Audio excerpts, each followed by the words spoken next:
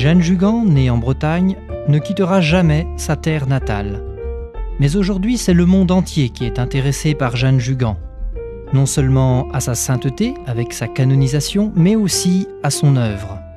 Comment cette pauvre femme, sans instruction, née à une époque de pleine mutation et d'une famille défavorisée, peut-elle nous dire quelque chose aujourd'hui et même nous indiquer un chemin lumineux? Laissons-nous guider par ces quelques images des lieux historiques où vécut Jeanne Jugan.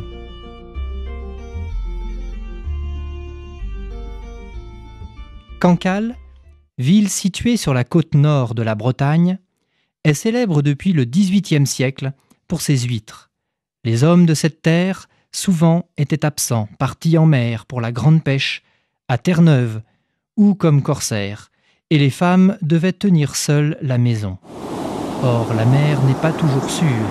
Il arrivait malheureusement souvent que les hommes périssent en mer et la misère s'installait dans la famille.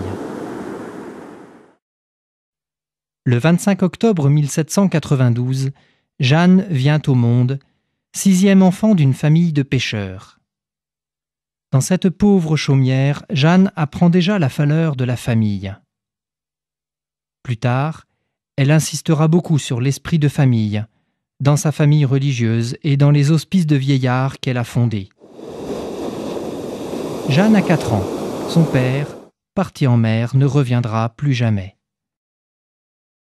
Souvent à l'aube, Jeanne se rendait à la chapelle de Notre-Dame du Verger, toute proche de Cancale, pour implorer le retour de son père, disparu en mer. Mais la foi de cette noble terre ne se laissera pas anéantir. En 1817, Jeanne participe à une mission paroissiale durant laquelle elle reçoit l'appel de Dieu, mystérieux encore. Jeanne décline une demande en mariage et au cours de la même année quitte sa famille en disant « Dieu me veut pour lui, pour une œuvre qui n'est pas encore fondée ». Attirée par le service des pauvres, elle travaille à l'hôpital du Roset comme aide-infirmière à Saint-Servant, puis au service des autres familles, avec qui elle gardera longtemps des liens d'amitié. Vers 1837, Jeanne s'installe avec une amie plus âgée qu'elle, dans une mansarde, à 2 pas de l'église paroissiale, où elle participe régulièrement aux réunions des membres du tiers-ordre de la Mère admirable, fondé par saint Jean-Eudes.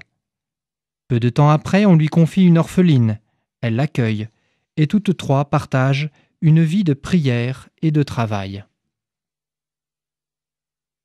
Durant l'hiver 1839, Jeanne se laisse toucher par la misère d'une vieille femme aveugle et paralysée, réduite brusquement à la solitude.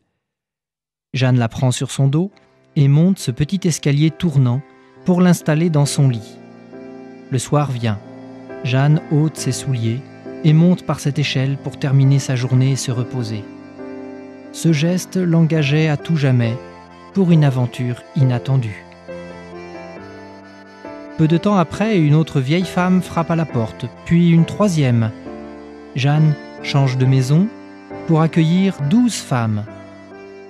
Ensuite, elle finit par acheter un ancien couvent pour y accueillir une 40aine de personnes âgées. Pour les nourrir, Jeanne va se mettre à quêter. C'est une dure expérience de pauvreté et d'humilité qu'elle choisit sur le conseil des frères de Saint-Jean-de-Dieu pour assurer la vie des pauvres recueillis. Dans cette maison de la Croix, en 1842, Jeanne est élue supérieure de la petite communauté naissante. Elle choisit d'être servante des pauvres. L'œuvre commence à être connue au point que l'Académie française remet à Jeanne un prix et que les journaux ne tarissent plus d'éloges sur elle.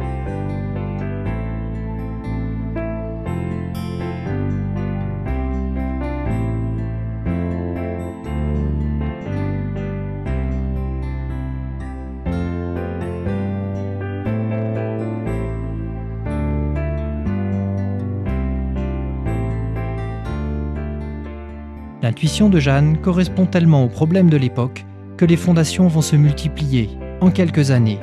Jeanne se rend d'abord à Rennes, où elle ouvre la 2e maison, puis la 3e à Dinan. Très rapidement, la petite communauté s'agrandit et ouvre des maisons partout en France. Tours, Nantes, Paris, Besançon, Bordeaux, Nancy, Rouen, Angers et en 1851, Londres.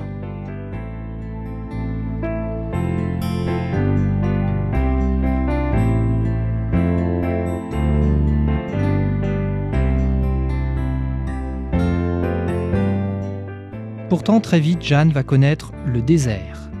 1 an après sa première élection, en tant que supérieure de la petite communauté naissante, elle est réélue. Mais l'abbé Lepailleur casse cette élection et remplace Jeanne par une compagne plus jeune. Elle devra aussi attendre plusieurs années avant de prononcer ses vœux perpétuels. Mais Jeanne continue à courir les routes pour les pauvres. En 1852, elle est assignée à la maison mère, d'abord à Rennes puis à Saint-Pern en 1856.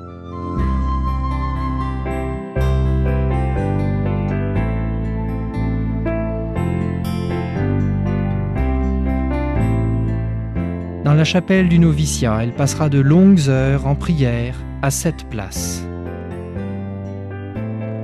Pendant 27 ans, sœur Marie de la Croix, dépouillée de toute responsabilité et même du titre de première petite sœur et fondatrice, va discrètement témoigner de sa foi et transmettre son charisme aux novices de la congrégation.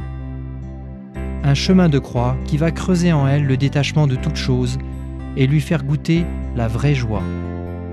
C'est si beau d'être pauvre, disait-elle, de ne rien avoir, de tout attendre du bon Dieu. Jeanne s'éteint dans la paix et la discrétion le 29 août 1879 dans cette chambre d'infirmerie, en sa 87e année, alors que le pape Léon XIII vient d'approuver les constitutions des Petites Sœurs des Pauvres. Jeanne a vécu sa foi avec la simplicité des petits, avançant résolument, portant sur les événements et les personnes le regard d'une foi vivante, génératrice d'espérance et ouvrière de charité.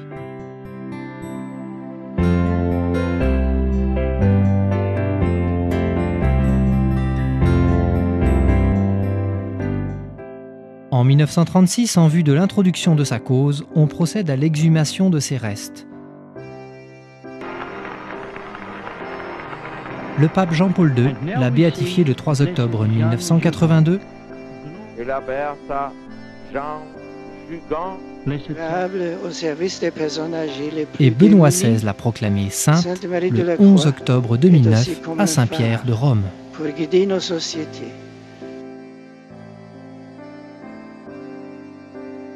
Dans cette crypte de la chapelle du noviciat de la tour Saint-Joseph, à Saint-Pern, Jeanne reçoit de nombreuses confidences et prières.